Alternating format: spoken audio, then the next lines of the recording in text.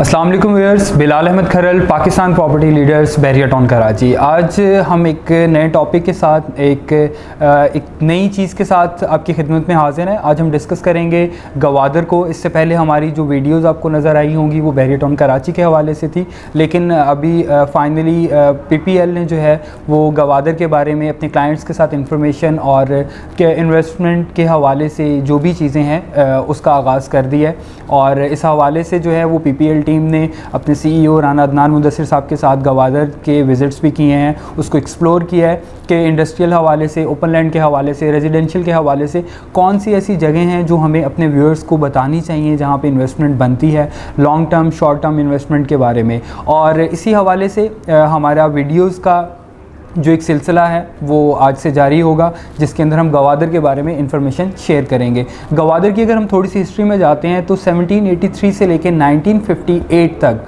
जो गवादर था वो ओमान की प्रॉपर्टी थी और 1958 में पाकिस्तान ने गवादर को ओमान से परचेज़ किया था।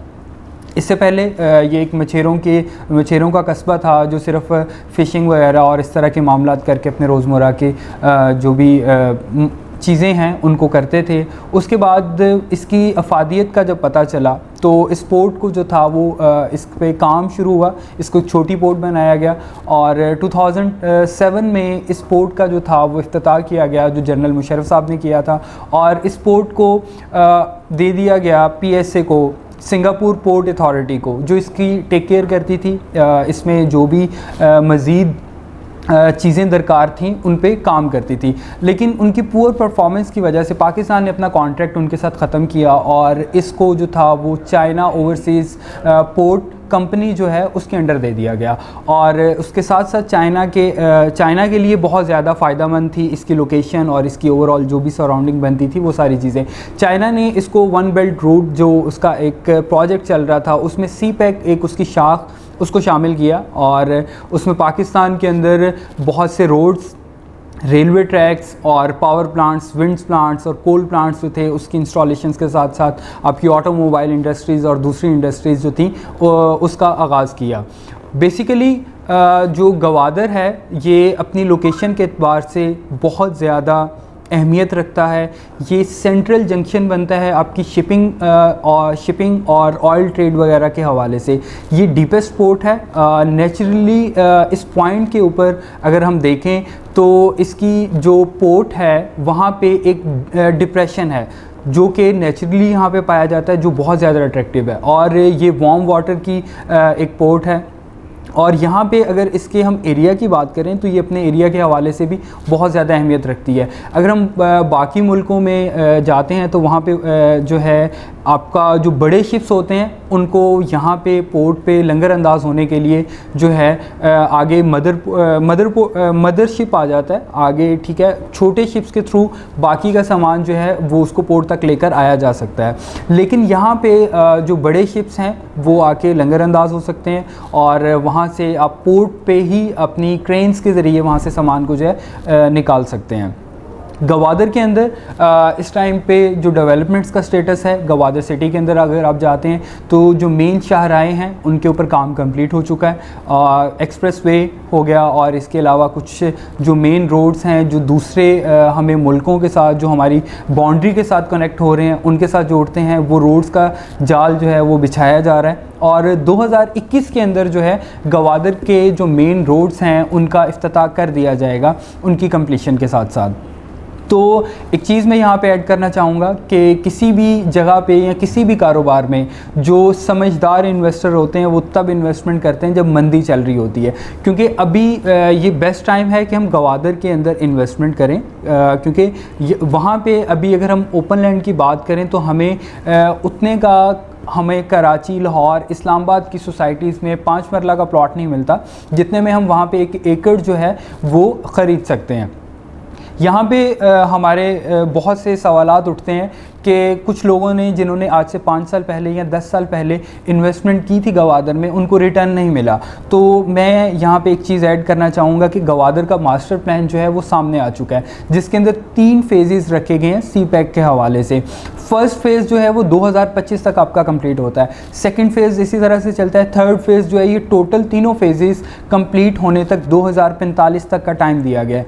अगर आप परचेजिंग करते हैं और किसी अच्छी कंसल्टेंट से डिस्कस नहीं करते उस चीज़ को और आंखें बंद करके उस चीज़ को परचेज़ कर लेते हैं, तो आपको हो सकता है कि थर्ड फेज़ के अंदर एक चीज़ मिल रही है जिसके लिए आपको 20, 25, 30 साल वेट करना पड़ता है। और अगर आप समझदारी के साथ जो आपका फर्स्ट फेज़ है उसके अंदर आने वाली जो लैंड है उसके अंदर अगर इन्वेस्टमेंट करते हैं तो वो आपके लिए एक अच्छी इन्वेस्टमेंट होगी, कि जिसको आप एक इन्वेस्टमेंट होती है जिस पे आपको नॉर्मल रिटर्न आता है, 4 लाख, 5 लाख, 10 लाख रिटर्न आ जाता है। एबनॉर्मल अगर आप एबनॉर्मल रिटर्न चाह रहे हैं अपनी इन्वेस्टमेंट पे, तो Gwadar is the best place कि वहाँ पे इन्वेस्टमेंट की जाए। राइट टाइम है इन्वेस्टमेंट का, और वहाँ पे अगर आप विज़िट करते हैं या डेली बेसिस पे डिफरेंट यूट्यूब चैनल्स पे या CPEC अथॉरिटी ने जो अपनी वेबसाइट बनाई है उसके ऊपर अपडेट्स आती हैं कि कितनी डेवलपमेंट्स हो चुकी हैं।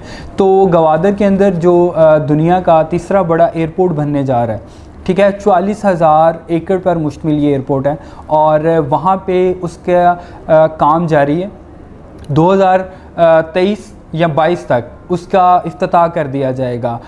हमारी इंफॉर्मेशन के मुताबिक इस एयरपोर्ट के ऊपर जो जितनी भी इंस्टॉलेशन होनी है वो तमाम चीज़ें चाइना के अंदर कंप्लीट हो चुकी हैं। यहाँ पे उसके रनवे और बाकी उसकी बाउंड्रीज़ वगैरह का काम जारी है।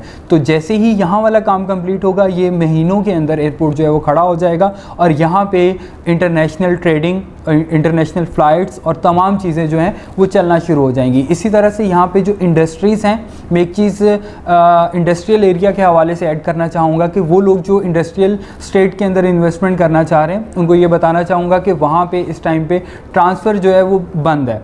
तो इसलिए वहाँ पे कोई भी चीज़ परचेज़ करने से पहले इस चीज़ को आप वेरीफाई कीजिएगा कि ट्रांसफ़र्स खुल गई हैं या नहीं।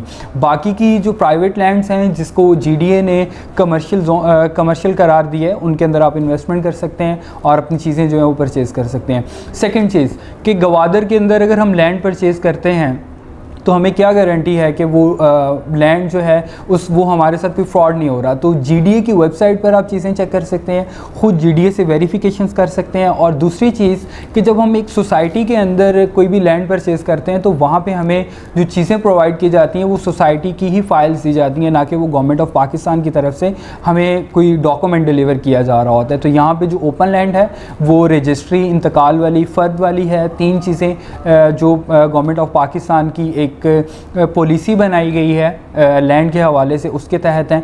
वो तमाम चीज़ें आपके हैंडओवर होती हैं। आप लेने से पहले उनको चेक करें, उनकी वेरिफिकेशंस करवाएं, और अपने कंसल्टेंट से ये ज़रूर कंसल्ट करें कि गवादर के अंदर जो हम इन्वेस्टमेंट करने जा रहे हैं या जो लैंड हमें दिखाई जा रही हैं ये चीज़ें, ये आपके किस फेज़ के अंदर आ रही हैं।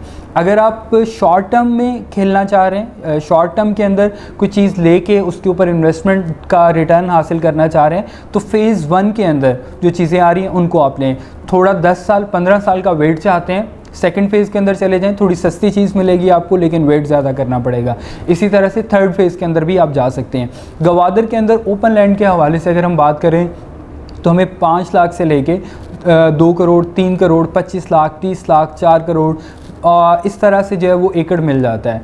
तो गवादर के अंदर बेस्ट टाइम है इन्वेस्टमेंट के हवाले से, और आने वाले कल के लिए और हमारे पाकिस्तान के लिए, हमारे लिए बहुत सी वहाँ पे अपॉर्चुनिटीज़ हैं, जॉब अपॉर्चुनिटीज़ हैं। बलूचिस्तान के लिए एक बहुत ही जो है वो आप शाइनिंग स्टार कह सकते हैं गवादर। तो गवादर के हवाले से हमारी वीडियोज़ का सिलसिला जारी रहेगा। काइंडली हमारा चैनल जो है उसको सब्सक्राइब करें। अल्लाह हाफ़िज़।